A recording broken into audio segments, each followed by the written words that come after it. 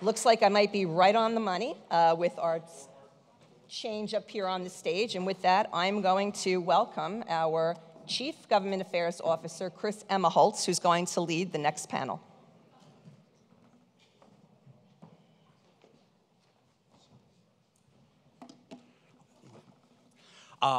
With that, there's nothing that really impacts our businesses and our businesses throughout the state other than the state's fiscal situation. And we're delighted to have three experts that know a lot about our state's budget and our state's fiscal situation. And before I get to do them, I'm going to turn it over to Dominic, because who better to talk about fiscal issues than one of the largest banks in our state? And so Dominic from Citizens Bank is going to introduce this panel. Thank you, Dominic. Hey, good morning. Good morning, everyone. My job is to introduce the topic called the looming fiscal cliff. A little ominous, right? Sounds a little ominous. I'll try to stay a little more positive.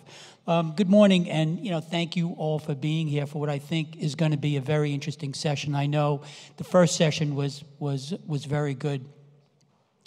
As Chris said, my name's Dominic. I'm the New York, New Jersey Metro Market President for Citizens Bank, a $220 billion bank headquartered in Providence, Rhode Island.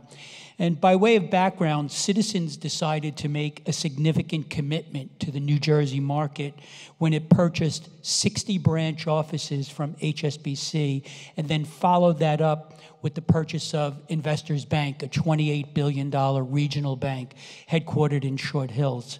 So these two purchases gave Citizens approximately 220 branch offices throughout the metropolitan area. So I can tell you pretty unequivocally that Citizens has made a significant investment here in New Jersey. Financial institutions play a key role in helping communities thrive. And so we care deeply about New Jersey's fiscal health and the policies that surround it. At Citizens, we recognize that a strong partnership with businesses and households and the local governments create a platform for success. So fiscal health is at the very core of the role that our governments play in keeping up its part of the partnership. Fiscal uncertainty can wreak havoc on the businesses and households that call New Jersey home and that are our customers. So I look forward to hearing from this distinguished panel of experts as they explore the fiscal health of our economy. And I'm sure the panel will try to provide a greater sense of clarity so that our businesses and households can thrive and we don't fall off that fiscal cliff. Thank you.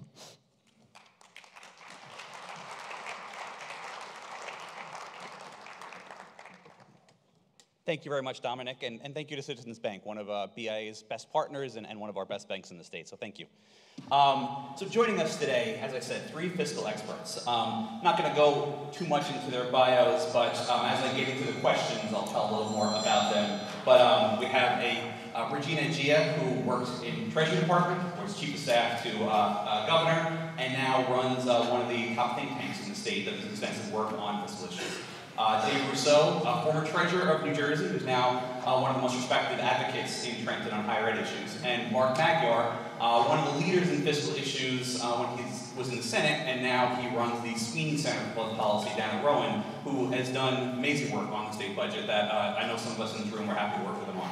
So with that, we'd love to turn it over to them to hear more about what their thoughts are. Dave, as a former treasurer and former Senate budget director, what is your belief on kind of current and future spending and revenue numbers? Well, thanks, Chris. Thanks for allowing me to come here. And I think that one of the things that's not a dirty little secret, but politicians and local legislators and governors like to spend money.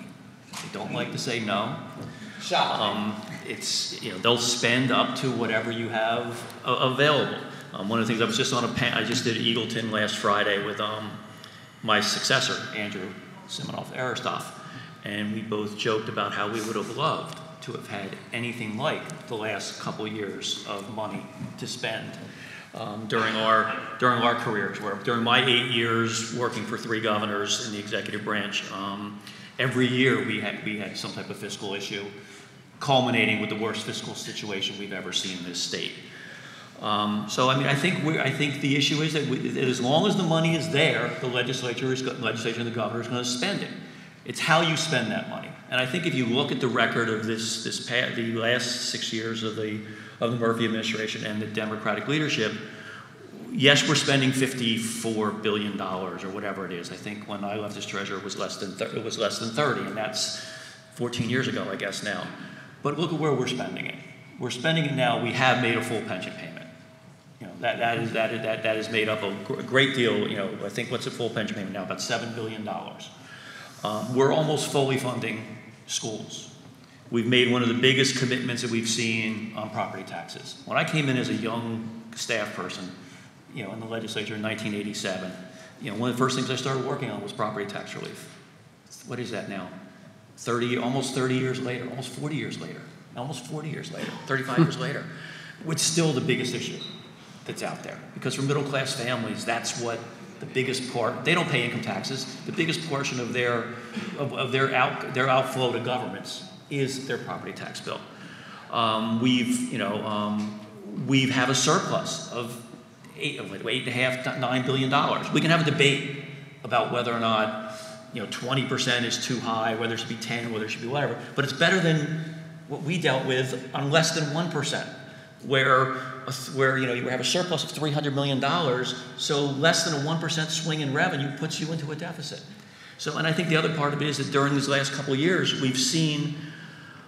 Yes, the legislature highlights. The legislature adds $1 billion. How are we going to support that in the future? Most of that isn't going to be there in the future.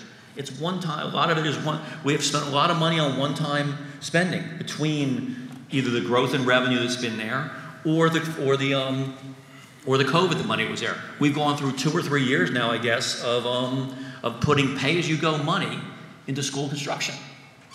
That's unheard of for the state of New Jersey to put pay-as-you-go money into bricks and mortar.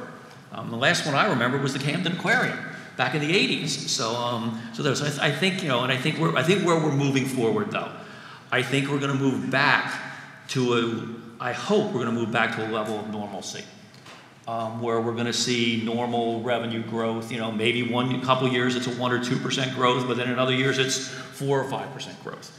And it's going to be a matter of setting the priorities on how we're going to fund the growth items. Now, pensions, when we had to deal with it in my 3 administrations, and then during the Christie administration, half the revenue growth every year was already going to go just to pensions. That's not there anymore. So basically your revenue growth is now there to support whatever programs you believe are important. I am not as a firm believer that we need to make massive investments in New Jersey Transit. We'll talk more about that later. We may make some investments, but I think that's more of a user type program where the user should be paying it. We're going to have to figure out how to fund. You know why we're going to figure out how we're going to fund Saver? Because it appears that Stay New Jersey, is that clearly the voters of the state like the idea that the Democrats have put a focus on property tax relief. We're going to fund it because that's going to be a priority.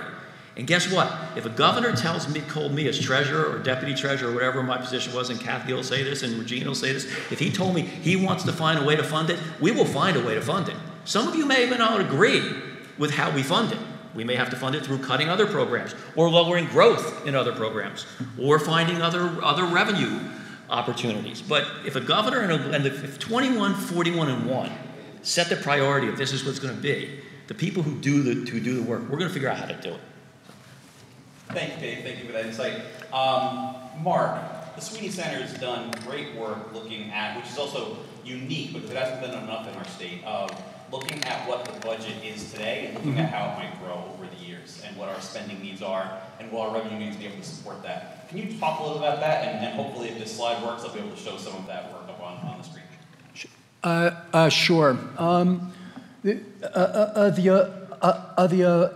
The non-portion of Volcker Alliance grades states on their fiscal practices. Over a half the states do consensus revenue forecasting as opposed to simply the the revenues being determined by the governor as they are in New Jersey under the Constitution, and about half of the states do a multi-year budgeting, at least 2 years, generally 3.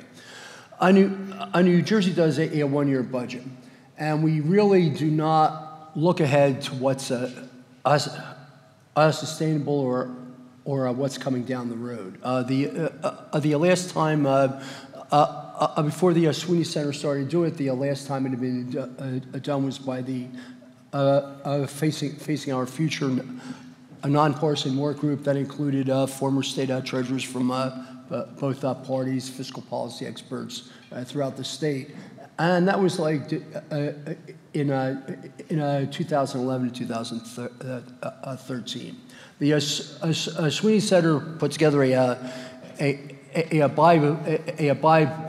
bipartisan group of fiscal policy experts, economists, academics, including David and Chris, by the way. So you can also blame them on this. You can also blame them on this. And we decided to take a look at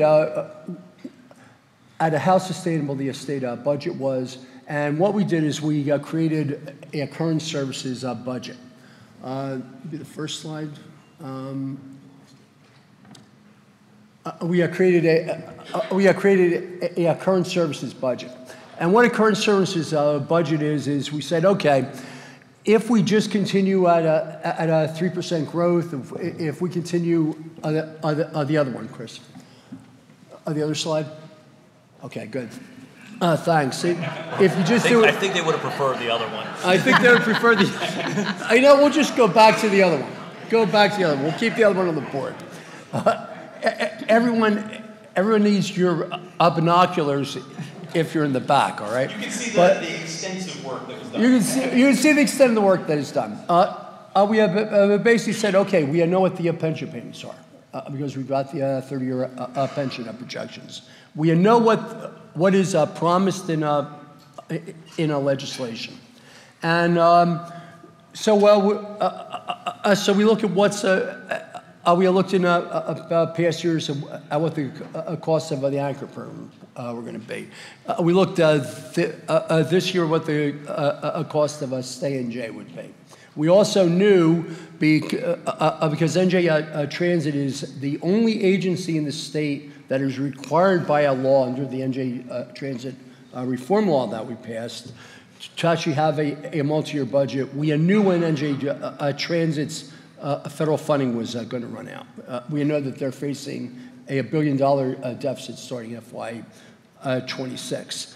A stay in J adds $1 billion to our costs in FY 26, $1.4 billion in FY 27. So what we did is we looked at the gap between our projected revenues under 3 scenarios. Charles Steindl is the economist who also does work with Regina, laid out 3 scenarios: a baseline, a pessimistic, and an optimistic scenario. Even under the optimistic scenario, the state's going to be a couple $1 billion short of maintaining spending at a current levels. There is an 80% likelihood under our calculations that will fall between the baseline and the pessimistic scenarios. In which case, we're $5 billion short of sustaining programs at the current level. And by the way, one of the great additions to our methodology this year, which I can thank David for, is we took out the $926 million in one-shots. That isn't even in there. We took that out of the budget. So basically, I mean, you're looking at, we have an $8 billion state surplus, which is huge, which is great. But this past year, we spent $2 billion more than we took in. A state topped its surplus by $2 billion to sustain programs. Based on our projections, the state is going to really have a tough budget, not necessarily in FY25, where we can really draw down the surplus, but in FY26. Now, you say FY26, the next election for governors in 2025. Well, the FY26 budget gets done in June of 2025, 4 months before the next election for governor. As David said, if you're the treasurer, you will find ways to fund priorities. There is no way in hell the Stay in J program does not get funded in an election year when it's supposed to kick off. There is no way in hell they cut the anchor program. So then the question becomes, what is the gap? How do you fill the gap? Do you raise taxes? We have heard both the Speaker and the Senate President talk about the possibility of the corporate business tax, surcharge being extended either for Stay in J or for NJ Transit. But we regard our role on this as we're the Grinch every year. I know it's past Thanksgiving. It's officially the Christmas season. The Sweeney Center gets to be the Grinch with its it's like annual reports in June. I will tell you, however, that last June we were receiving a fair amount of pressure internally to get our report out, because there are a lot of people who wanted to cite it to hold down the spending levels at a certain level. We think it's a valuable exercise. We think that, and the Sweeney Center will continue to do this on a bipartisan basis until New Jersey at some point besides have a Treasury start to do some multi-year budgeting of this type. But again, we think it drives good policy.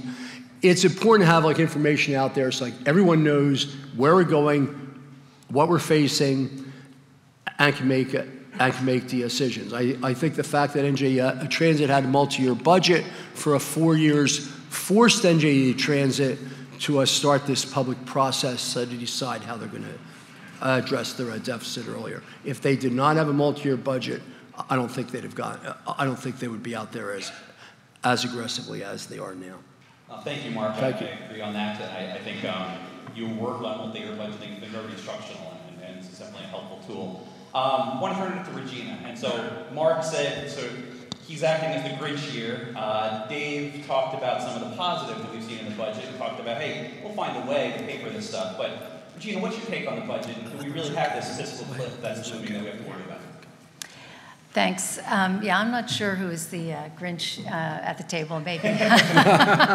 So one of the differences, people ask me, because I came out of business, he didn't mention, I was in actually corporate for 30 years before I came to government, is what are some of the differences between business and government? And one of the distinctive differences is the attitude and the perspective about revenue. And there's an attitude of collecting revenue versus earning revenue. And I think a corporate background leads me to really think about revenue as who's paying the bills and who are those individuals that we've asked to continue to pay more and more, and what are they getting for it.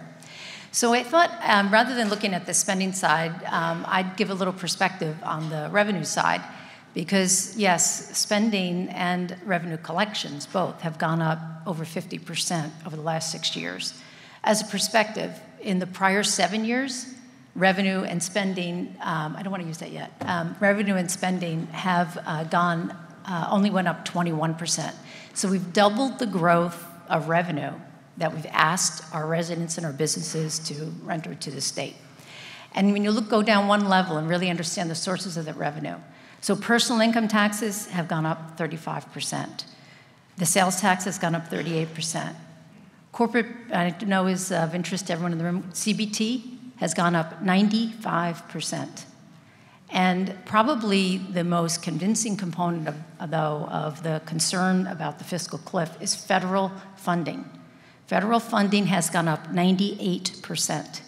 So it's gone from $15 billion to over $26 billion. And that is a result of a lot of the extra funding that's come in from COVID.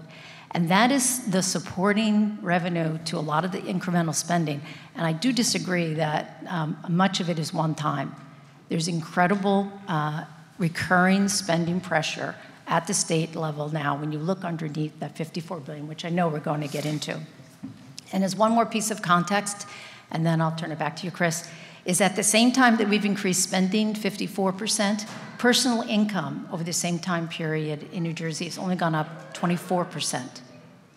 So that's, again, double the rate of personal income increase in terms of government spending. And then last but not least, of course, our population growth. And I think this references back to John's comments about competing with other states. Our population growth has only gone up 4%.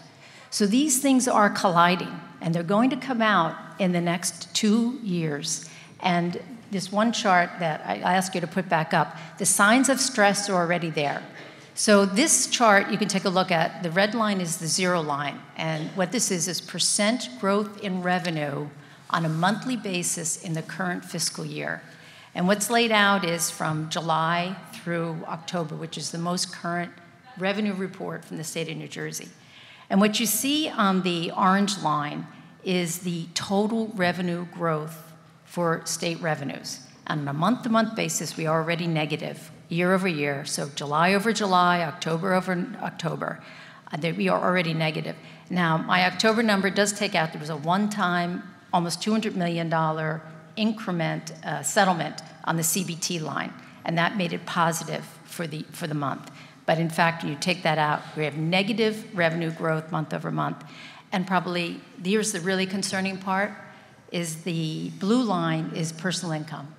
So what you saw was in October, we have a 15% decline, October over October, in personal income growth. And when you trajectory these out, so personal income growth, you can see while it was down 15%, the trajectory is 9.3% year to date. And the total is down on a year-to-date basis already almost 6%. If you project that out, that's a $3.5 billion shortfall on the revenue line if that trend stays.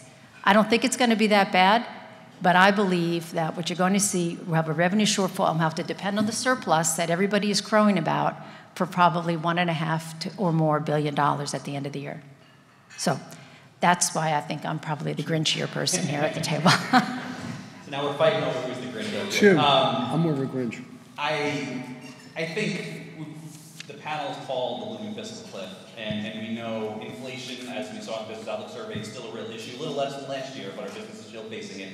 The state's facing it the same way, so that's a budget pressure. NJ Transit Transportation Trust Fund with budget pressures that are looming, and we can get into what extent we should be all funding transportation out of the budget, but that's an issue. Stay NJ is a looming budget pressure that is probably here to stay. And then, yeah, we're in a better place on pension and school aid as was laid out, but still, like, it's a lot of looming budgetary pressures, and can the surplus and some of that maybe gloom that we see with revenue numbers, can that forestall some difficult budget decisions? We don't know.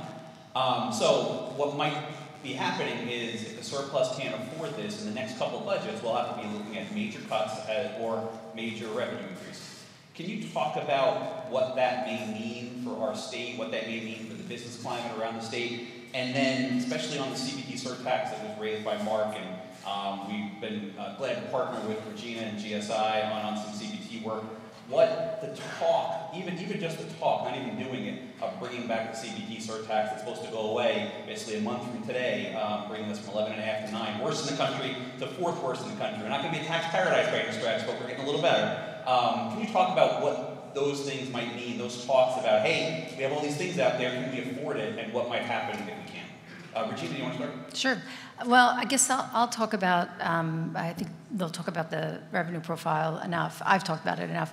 I would say the one thing that I hear from business leaders when I talk to them about, the condition of the state is their need for reliable planning assumptions. because businesses don't operate like the government does, which is essentially hand-to-mouth. Every year they do a different budget.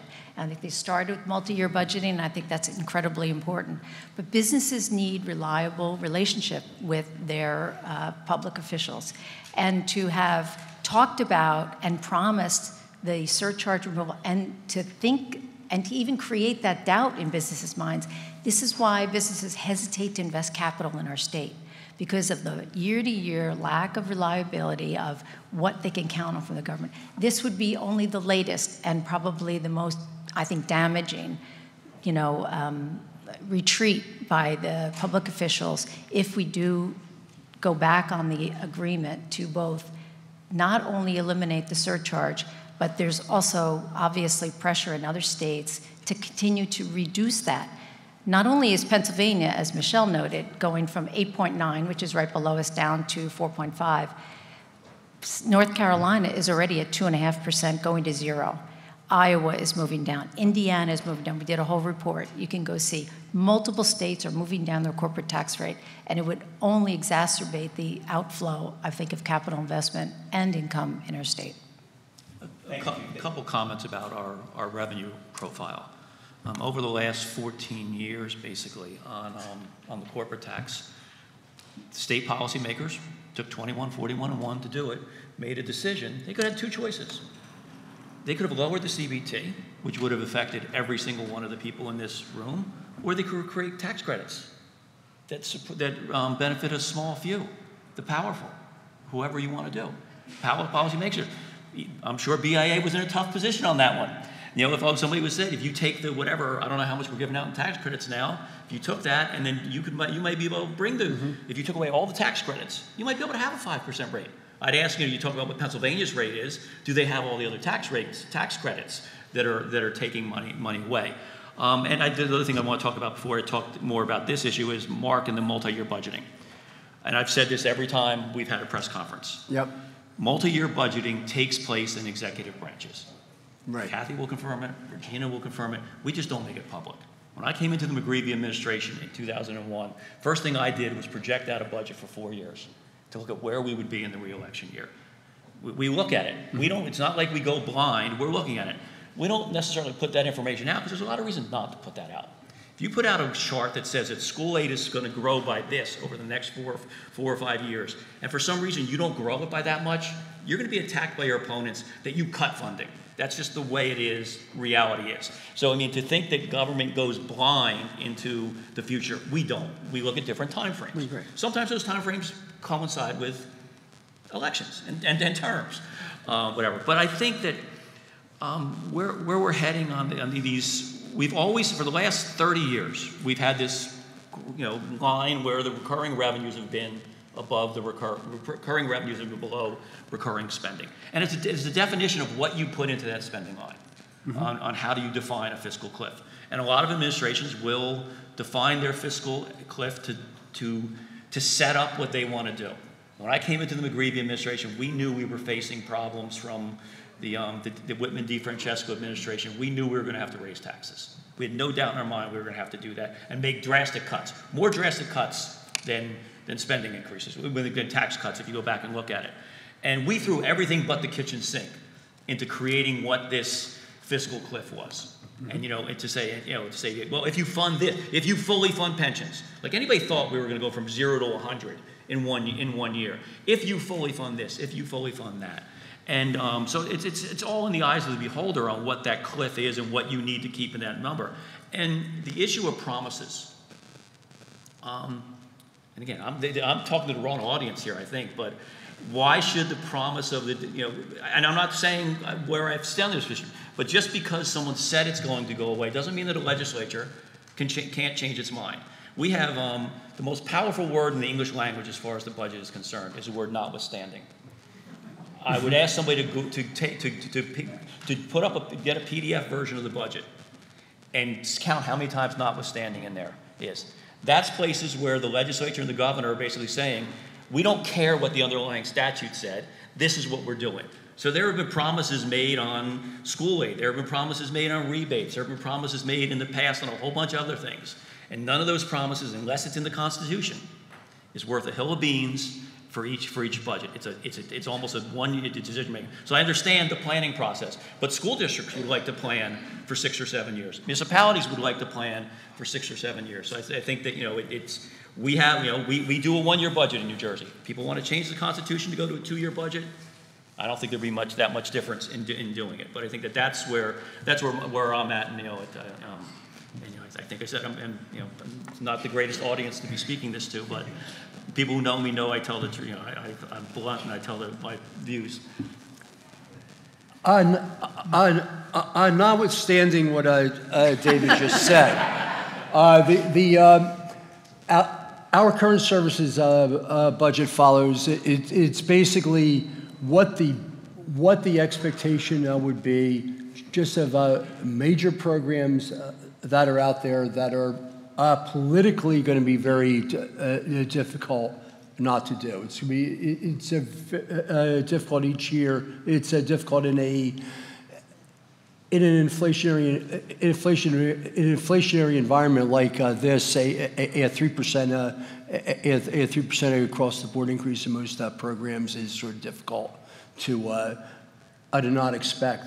One of the things to bear in mind is that much of the budget goes out the door. I mean, we look at $54 billion in state spending, but $20 billion of that is going right out the door in school aid and teacher pension costs. I mean, there's Medicaid costs that are matching.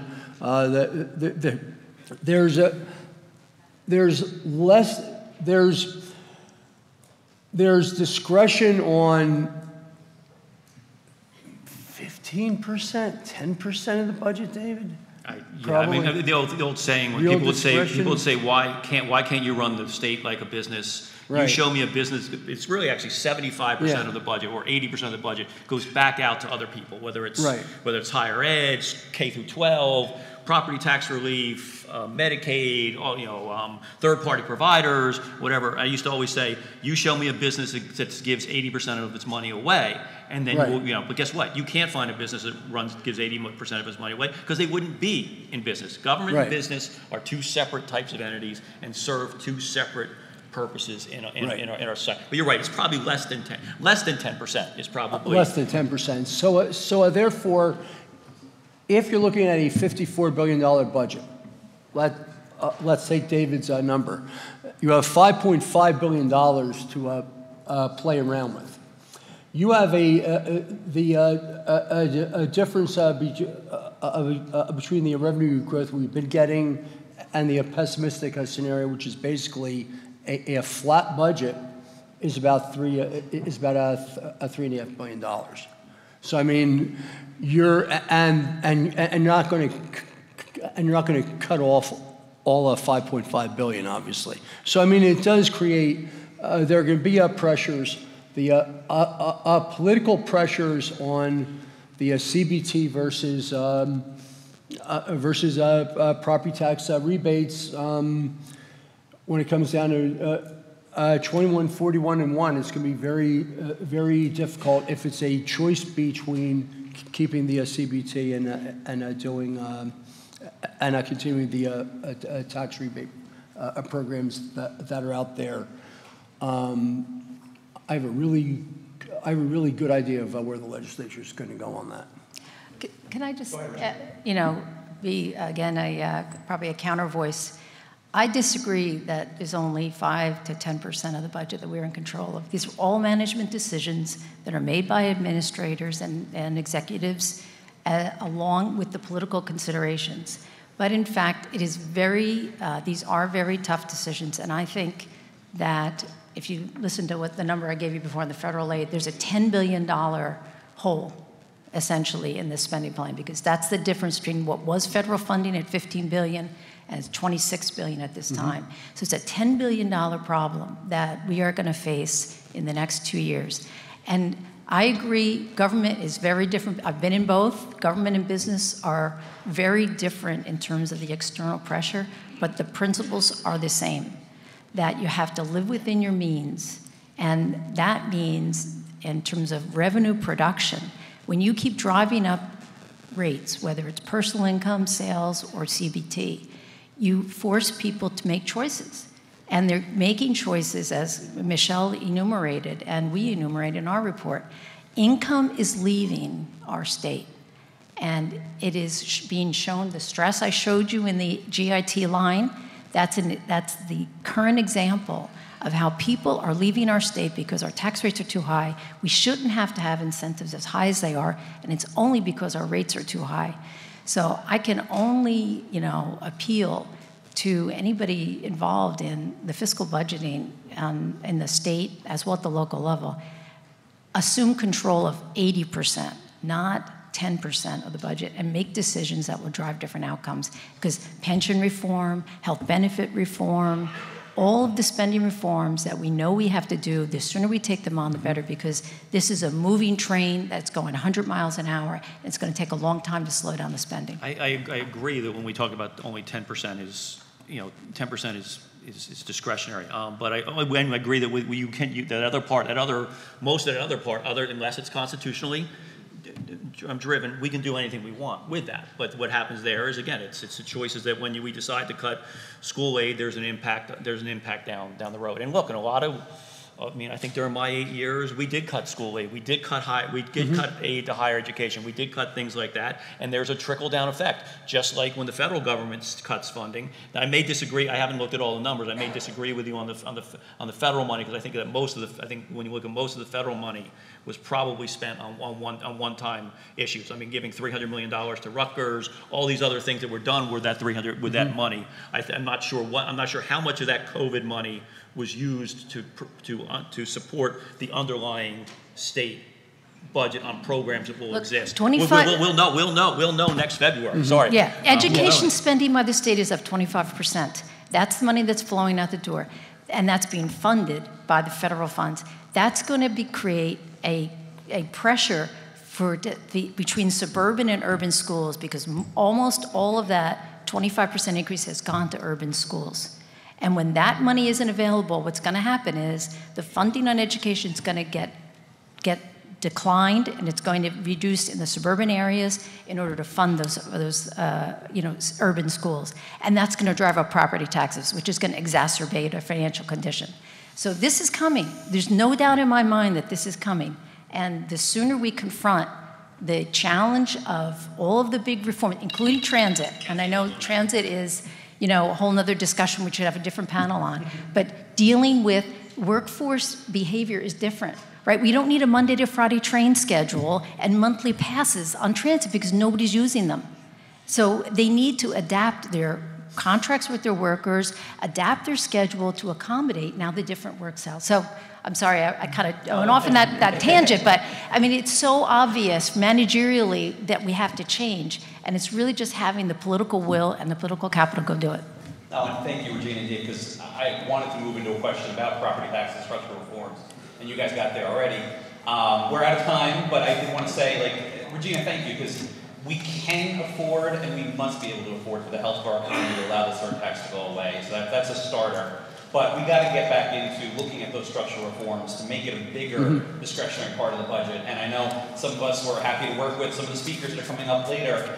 Chairman Sarlo, Senator Oroho, Senate President Sweeney on the path to progress reform. Let's get back to those structural reforms. Get back to that bold thinking and think about, let's not just like this part of the budget, it's this part of the budget, and let's start making a bigger difference. So thank you very much, Regina. Thank you, Dave. Thank you. Thank you. Thank you.